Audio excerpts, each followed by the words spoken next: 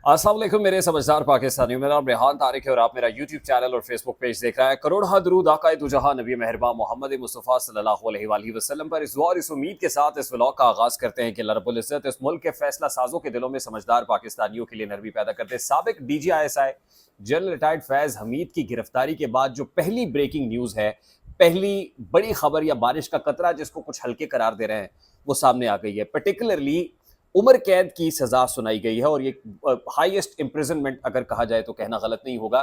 और उसके अलावा एक न्यूज़ सर्कुलेट कर रही थी दो मेजर जर्नल से मुतालिक, हाजिर सर्विस मेजर जर्नल से मुतालिक। तो इसकी हकीकत क्या है?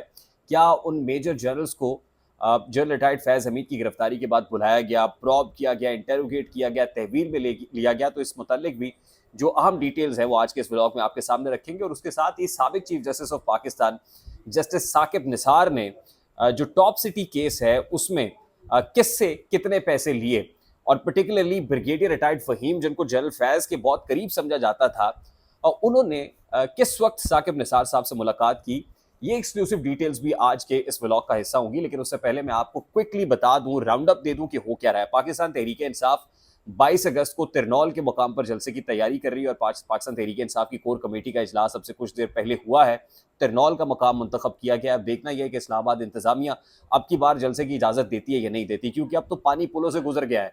इससे पहले जितनी भी मसलियत का जो है वो शिकार थी पाकिस्तान तहरीक इंसाफ, अब भी मसलियत कोशी से काम लेती है या फिर मसलियत कोशी को कौमी हमीयत के लिए जहर कातिल समझते हुए साइड पे लगाती है और अपनी जो रेजिस्टेंस की पॉलिटिक्स है उसका आगाज़ करती है। तो इस हवाले से ये चीज़ बड़ी अहम होगी।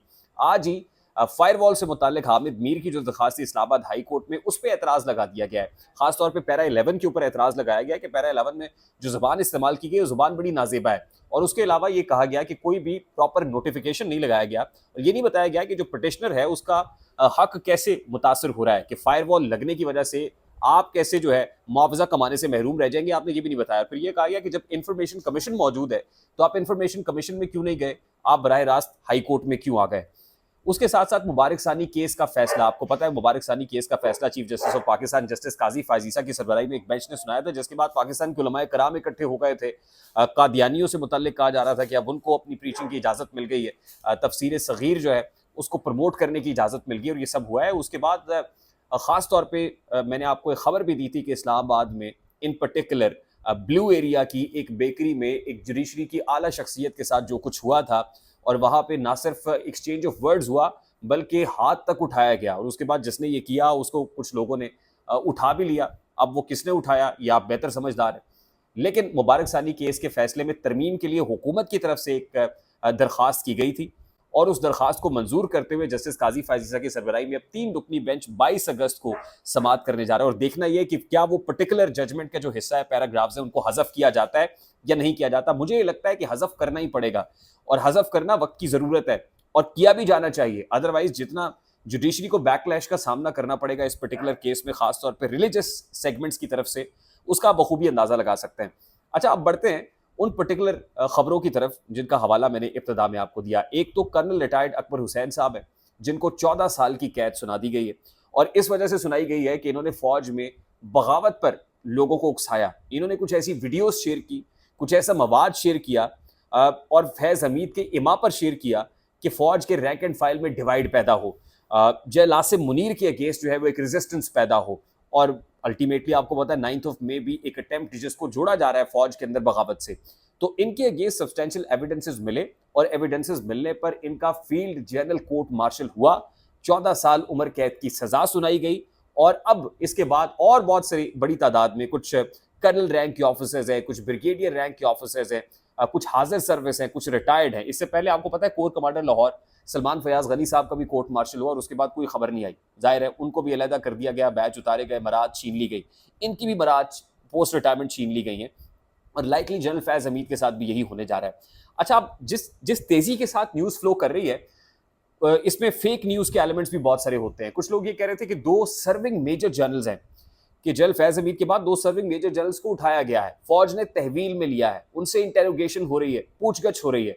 तो इस हवाले से जो अस्करी ज़राए हैं, पर्टिकुलरली हमारी जो हम तक जो इन्फॉर्मेशन पहुंची है, अस्करी ज़राए इस खबर की तरदीद कर रहे हैं कि जो 2 सर्विंग मेजर जनरल्स के बारे में बताया जा रहा है, ऐसी कोई बात नहीं है, क्योंकि 2 स्टार जनरल होते हैं और सर्विंग मेजर जनरल्स हैं, तो ये खबर जो है ना इसको रबिश करार दे के रद्दी की टोकरी में फेंका जा रहा है कि ऐसा कुछ नहीं है। हाँ, अकबर हुसैन साहब को 14 साल की सजा मिल गई है और ये बारिश का पहला कतरा करार दी जा रही है। उसके बाद आहिस्ता आहिस्ता मामला जुडिशरी की तरफ आता हुआ दिखाई दे रहा है। जुडिशरी में जस्टिस साकिब निसार हूँ, साकिब निसार साहब के साथ उनके भाई बंदे हूँ, जो प्रेजेंट जजेस हैं इन पर्टिकुलर, उस पर तो नाम भी लिए जा रहे हैं। मैं नाम इसलिए उस तरह से नहीं ले रहा कि फिर तौहीन अदालत भी लग जाती है या कहा जाता है, लेकिन लेने वाले तो जस्टिस अतर मिनल्ला से लेके जस्टिस मुनीब अख्तर और जस्टिस मुनीब अख्तर से लेके जस्टिस आयशा मलिक तक का नाम ले रहे हैं कि वो लोग जो जूनियर जजेस थे जिनको एलिवेट कर दिया गया सुप्रीम कोर्ट ऑफ पाकिस्तान में, उनको वापस भेजा जाएगा। तो यहां तक नाम लिए जा रहे हैं। तो जस्टिस साकिब निसार का जहां तक ताल्लुक है कवर मुइज के साथ, जो टॉप सिटी के मालिक हैं, जिस केस में जनरल फैज हमीद को उठाया गया है, इसकी इन चैम्बर समात साकिब निसार साहब ने की थी और चैम्बर में समात की थी और चैम्बर में जनरल फैज हमीद की इमा पर समात की थी। वही जनरल फैज हमीद जो टॉप सिटी के अंदर अपना कमीशन मांग रहा था और उसमें ब्रिगेडियर रिटायर्ड फहीम ने साकिब निसार साहब की फैमिली के साथ राब्ता किया था। अब ये राब्ता भी इस्टेब्लिश हो गया है। वही ब्रिगेडियर रिटायर्ड फहीम जिनको फौज ने तहवील में लिया हुआ है और इनका कनेक्शन है कि ये जनरल फैज हमीद के इमा पे पैसे इकट्ठे करते थे। मैंने आपको बताया ना पिछले दिनों बहरिया टाउन में मलिक रियाज साहब ने जो लोगों को निकाला है, जर्नैलों करनैलों को फारिग किया है, जिनका एस्टैब्लिश लिंक था जनरल फैज के साथ ही, कि भत्ता कलेक्ट करते हैं, बहरिया टाउन से भत्ता कलेक्ट करके जनरल फैज तक पहुंचाते थे। टॉप सिटी केस के अंदर भी ब्रिगेडियर रिटायर्ड फहीम साहब जो पैसे वैसे कलेक्शन जिनकी जिम्मेदारी थी, उनका साकिब निसार साहब के साथ राब्ता होता है। उसके बाद इन चैम्बर समात होती है। जनरल फैज के इमा पर कवर मुइज को वो रेमेडी नहीं मिल पाती, सोल्यूशन नहीं मिल पाता, रिलीफ नहीं मिल पाता और अल्टीमेटली ये साबित होता है कि साकिब निसार साहब दस्ते रास्त बन के जनरल फैज हमीद का काम कर रहे थे। अब साकिब निसार से मुताल्लिक हमारे पास ये खबर है कि उन्होंने यूके में सियासी पनाह की दरखास्त की हुई है। वैसे तो वो कह रहे हैं कि यूके के बाद नॉर्वे जाना है, आयरलैंड जाना है, आयरलैंड के बाद नॉर्वे जाना है और अल्टीमेटली 3 हफ्ते गुजार के बैरून मुल्क पाकिस्तान आना है। लेकिन मैं आपको फिर बता रहा हूँ कि साकिब निसार साहब पाकिस्तान नहीं आएंगे और यूके में सियासी पनाह, सियासी असाइलम के लिए उन्होंने दरखास्त दायर कर दी है। कोशिश उनकी ये होगी कि अपने स्टे को यहाँ पर तवील किया जाए, यूके में रहें, पाकिस्तान लौट के ना आए। आई होप ये जो बड़ी इंपॉर्टेंट डेवलपमेंट्स हैं और बड़ी डेवलपिंग स्टोरीज हैं, जैसे डेवलप होंगी इंशाल्लाह लेके आपकी खिदमत में हाजिर होंगे। आई होप मेरी बात आप तक पहुंची होगी। अगर पहुंच जाए तो वीडियो को लाइक और शेयर करना मत भूलिएगा। चैनल पे नए हैं तो चैनल को सब्सक्राइब कर दीजिएगा, बेल आइकन जरूर दबाएगा। मुझे रेहान तारिक को इजाजत दीजिए, अपना बहुत सारा ख्याल रखिएगा। अस्सलाम वालेकुम।